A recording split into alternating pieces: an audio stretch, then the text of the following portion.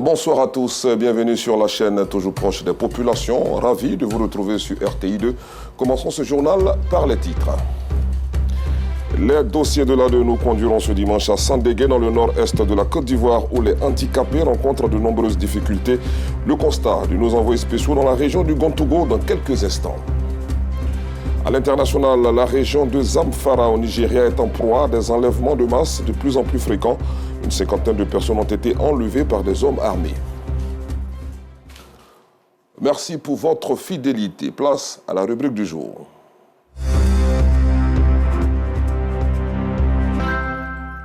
Direction Sandégué, dans le nord-est de la Côte d'Ivoire, où les personnes en situation de handicap sont à la recherche d'un mieux-être. Elles sont plus de 200 personnes et font partie de l'ONG Nyonsoa Boané, sans aucun matériel de mobilité pour faciliter leur déplacement. Le quotidien de ces personnes vulnérables est loin d'être facile. Voici donc le constat de nos envoyés spéciaux dans la région du Gontougo, Georgette Ido Fofana, Gilles Tonien et Sidiki Ouattara. Sandégué, région du Gontougo. C'est ici que vit Mariam Ouattara, élève en classe de 3e. En situation de handicap depuis le bas âge, elle n'a pas pu présenter le BEPC cette année en raison de son état de santé qui s'est aggravé. C'est un soir, en partant étudier avec ma camarade, et ma béquille a glissé, je suis tombée. Et mon pied s'est cassé. Quand je suis tombée, je ne pouvais plus me lever. Depuis cet accident survenu récemment, sa santé s'est fortement détériorée. Mariam est désormais rongée par la douleur. Selon son père, la famille a parcouru plusieurs centres de santé dans la région et même à Abidjan sans succès. On allait faire radio à Bondoukou. La radio est là. Nous sommes partis, on nous a dit que c'est cassé et puis ressoudé. On allait à l'hôpital à Sandégué. Sandégué, on nous a conseillé à Tana. Nous sommes partis à Tana. Le docteur qui est là, qui s'occupe des os, il a regardé l'ancien radio. Il dit non, ce n'était pas cassé, que c'était des virus qui étaient dans l'os. Mais néanmoins, on n'a qu'à aller passer radio encore pour venir. Elle avait mal, elle ne pouvait rien faire. Vivant dans une extrême précarité, les parents de la jeune adolescente se disent incapables de réunir les 3 millions de francs CFA nécessaires à son opération. Les moyens ne sont pas là. Il faut pleurer, il faut faire quoi?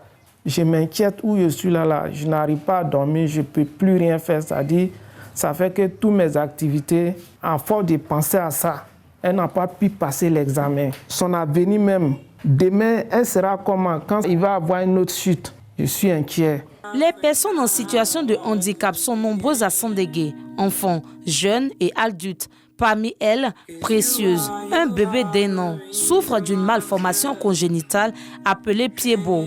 Faute de moyens, sa mère a dû interrompre le traitement. C'est après l'accouchement qu'on a constaté que l'enfant avait tout ça. On a commencé le traitement, mais malheureusement, on n'a pas pu terminer parce qu'il y avait manque de moyens. Disons que non, l'enfant veut arrêter, veut marcher, mais le pied la fatigue beaucoup. Pas mal de voir ton enfant comme ça. Oh, actuellement, elle est encore petite. Quand j'imagine, après, quand elle serait un peu grande, comment les choses vont se passer. Pour venir en aide à ces personnes vulnérables, l'ONG Nyonsoa Boané, entendez Dieu est grand en langue kourmène, a été créée en 2013 à l'initiative d'Apollinaire Ié. Elle regroupe plus de 200 membres souffrant de divers handicaps, malvoyants, moteurs, sourds-muets, nanisme. Parmi eux, des élèves, des artisans, des commerçants et même des fonctionnaires. Toutes ces personnes-là, vraiment, il faut leur apporter la joie qu'il faut à longueur de journée. On a aussi des élèves, des primériens, des secondaires et très intelligents d'ailleurs même. Ce matin, ils se retrouvent pour une rencontre dédiée à leur situation. Un moment d'échange et d'espoir au cours duquel tous expriment leur souhait d'une vie meilleure. Mon combat, d'abord la promotion de nos droits. Que nos droits soient respectés. Et quand je parle de droits, je vais parler de l'école, de la santé. En réalité, leurs besoins sont multiples. Fauteuil roulant, canne blanche et anglaise, opérations chirurgicales, matériel adapté, autant d'outils nécessaires pour leur autonomie. Notre plaidoyer que les personnes de bonne volonté, les cœurs bienveillants, tournent un regard dans la région de Gontougo, précisément dans le département de Sandégué, pour vivre avec nous les réalités et pour pouvoir aussi apporter un sourire à ces personnes. Abakar, élève en classe de CM1, fait partie des meilleurs de son école. Faute d'un fauteuil roulant, il est souvent contraint de ramper pour se rendre en classe.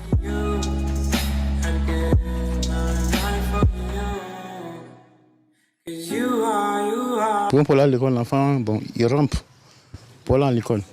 Donc vraiment, c'est une très grande difficulté. L'école n'est pas près de la maison, donc souvent je le mets au dos pour aller à l'école. Souvent aussi je le prends sur mon vélo, puis je vais le poser à l'école. Maintenant, quand son frère aussi est à l'école là-bas, à midi par exemple, son frère le met au dos pour l'envoyer à la maison. Comme lui, de nombreux membres de l'ONG espèrent des moyens de locomotion pour se déplacer.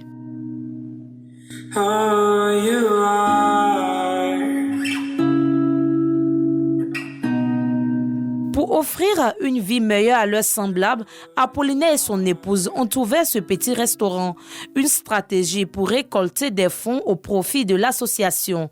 Tous les bénéfices sont reversés pour financer les actions sociales. Je vends un peu de revenus, ils complètent et sont prêts pour aider les gens. Il y a d'autres élèves aussi, ils n'ont pas les moyens, ils quittent à l'école, ils viennent. S'ils ont faim, je les donne aussi à manger. Même les personnes âgées aussi viennent, ils ont faim, je les donne à manger. Donc si vraiment les gens pouvaient nous aider surtout mon mari, pour qu'on puisse aider aussi ces personnes-là. L'ONG Nyonsoa Boané fait de son mieux pour soutenir ces personnes vulnérables avec l'appui ponctuel des autorités administratives et locales.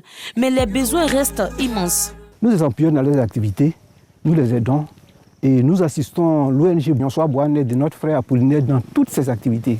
Ils ont besoin de fauteuils roulants, ils ont besoin de cannes. Vraiment, les femmes handicapées ont besoin d'activités génératrices de revenus et autant d'actions qui vraiment sont des préoccupations essentielles pour le maire Daouda Ouattara. Au centre social de Sandégué, les difficultés des personnes en situation de handicap sont une priorité. La directrice annonce des initiatives en cours pour leur prise en charge, tant sur le plan physique et psychosocial. Le centre social améliore les conditions de vie des personnes en situation de vulnérabilité. Concernant les personnes en situation de handicap, le centre social s'occupe de la prise en charge psychomoteur. Il y a un programme au niveau du ministère qui est prévu pour les encadrer, pour les accompagner dans leur vulnérabilité. Dans cette région enclavée où le handicap rime trop souvent avec abandon, ces hommes et ces femmes refusent pourtant de baisser les bras. Par leur solidarité et leur courage, ils espèrent encore un lendemain plus accessible où chaque pas, même en fauteuil, les emmènera vers une vie plus digne.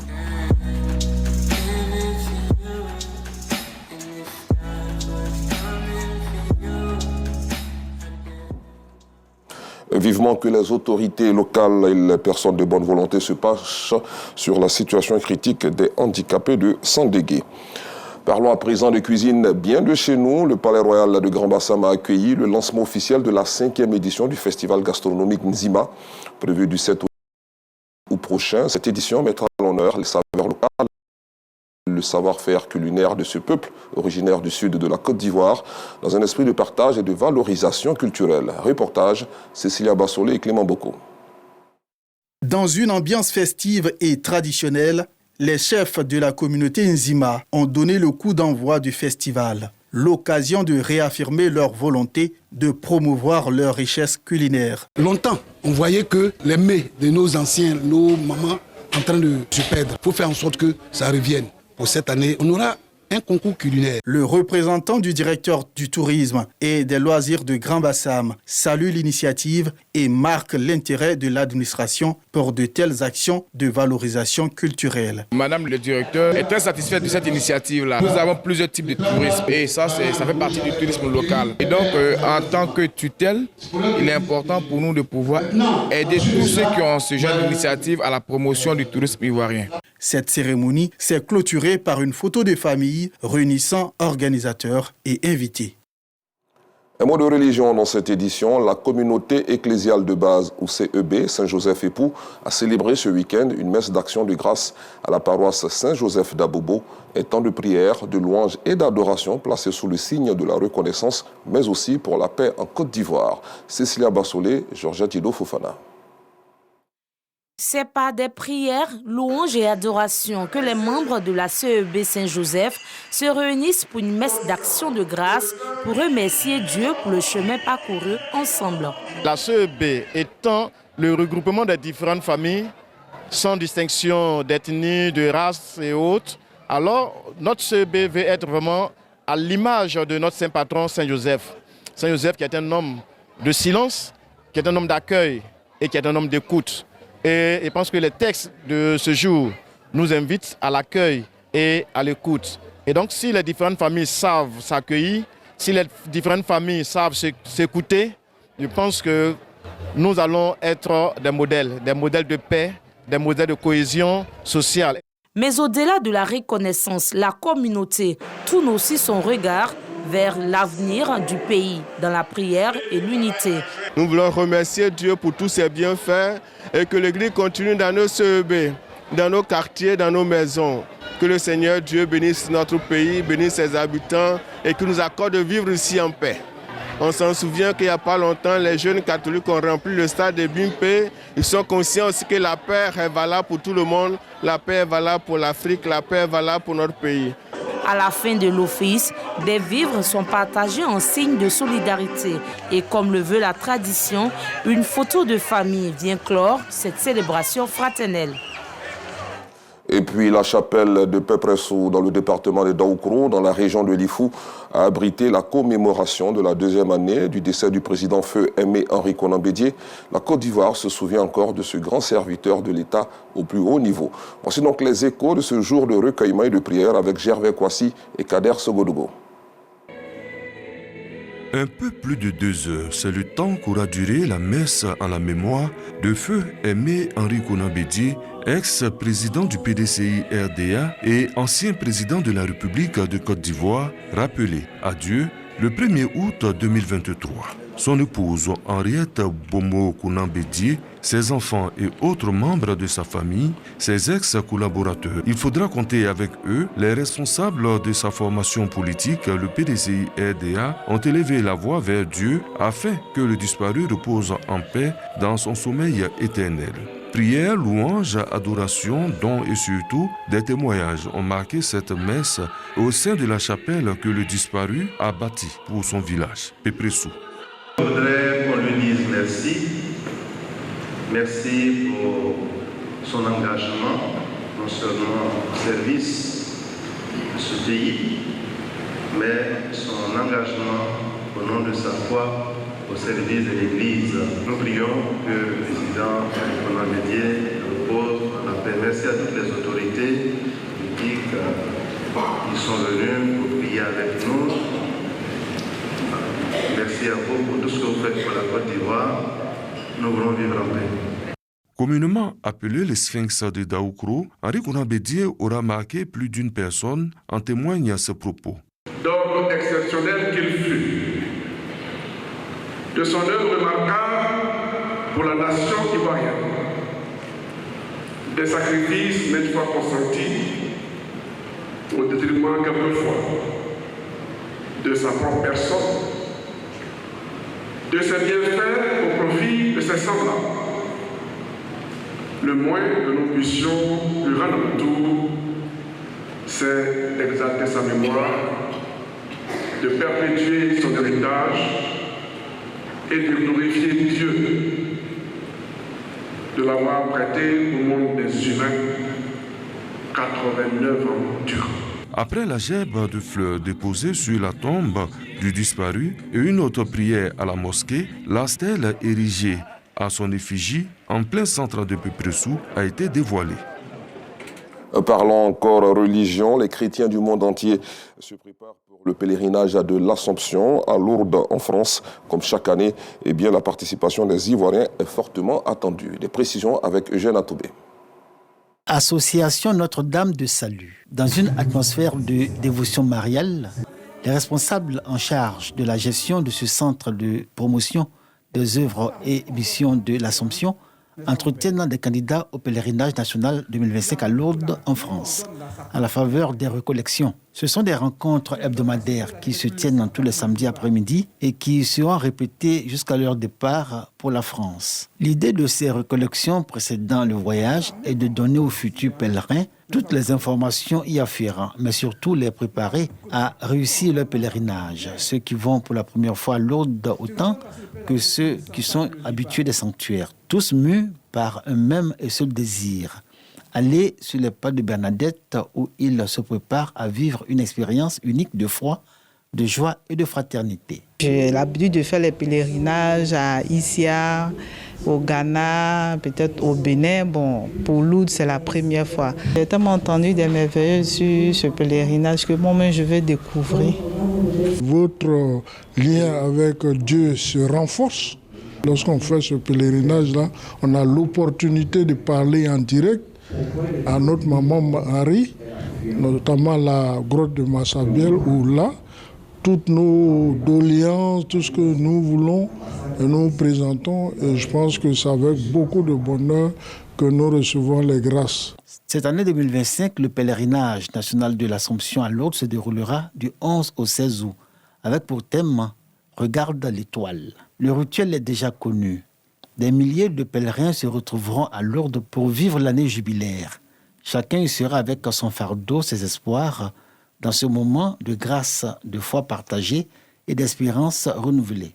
C'est ainsi chaque année depuis les apparitions de 1858 de la Vierge Marie. Des millions de personnes de diverses conditions à travers le monde se pressent à Lourdes pour vivre la grâce de ce lieu de haute spiritualité. Les pères assomptionnistes ne cessent de le dire. Le sanctuaire Notre-Dame de Lourdes est avant tout le lieu de la guérison des corps et des cœurs, où l'on vient prier humblement la belle femme qui s'est révélée à la petite Bernadette et se présentant comme l'Immaculée Conception. Les pèlerins de Côte d'Ivoire, et spécialement ceux que conduira l'antenne Côte d'Ivoire de l'Association Notre-Dame de Salut, sont déjà dans les dispositions à répondre à l'appel de la Vierge, venir ici en procession. On va d'abord dans la foi et tout ce qu'on demande au Seigneur dans la foi, on l'obtient. Nous confions les prières à Marie, Marie qui les présente à son fils Jésus. Marie n'est pas une divinité. Marie est l'intermédiaire entre nous et son fils qui les exauce en tant que Dieu. En ce lieu où la Sainte Vierge a dit à la petite Bernadette, dites au Père de faire construire une chapelle venant en possession, je vais voir du monde. Ils doivent se couper de leur quotidien pour aller se mettre en rapport avec Dieu afin de prendre le temps de méditer, de prier et de cheminer pour revenir et changer leur vie. Les pèlerins de l'Assomption 2025 à Lourdes doivent s'attendre à des activités diverses et multiples bénéfiques à leur ressourcement spirituel et à leur édification. Si leur présence en ce lieu est une grâce, Lourdes reste par son message un trésor à découvrir, d'où l'on revient toujours transformé. Notre pays aura 65 ans le jeudi prochain et c'est la ville de Bouaké dans la région du Békay qui va accueillir les festivités cette année. À l'approche du 7 août, la capitale de la paix se prépare activement. Défilés militaires, travaux d'embellissement, de voirie et pulvérisation de la ville. Toutes les dispositions nécessaires sont prises pour offrir un cadre à la hauteur de l'événement. Le constat sur place de nos envoyés spéciaux, Asseta Diarra, Gilles Tonien, Issa Dambélé et Dieudonné Siloué vous sera proposé dans nos prochaines éditions. À l'international, comme annoncé en titre au Nigeria, des bandits armés ont enlevé le vendredi dernier une cinquantaine de personnes à Sabon-Garin d'Amri, dans le nord-ouest du pays. Selon un rapport d'experts pour l'ONU, la région des Zamfara est en proie à des enlèvements de masse de plus en plus fréquents, indiquent ces derniers, une tendance inquiétante au kidnapping de masse. Enfin en sport, titré jeudi sur 200 mètres 4 nages, Lyon Marchand a signé un retentissant doublé ce dimanche au championnat du monde de natation à Singapour en dominant facilement le 400 mètres 4 nages. Parti à la ligne d'eau numéro 1, le Français a rapidement distancé ses adversaires pour terminer la course en 4 minutes 4 secondes avec plus de 3 secondes d'avance sur tous ses poursuivants. À 23 ans, il remporte ainsi son 3e titre mondial sur la distance. Merci d'avoir suivi cette édition. Bonne soirée sur RTI2.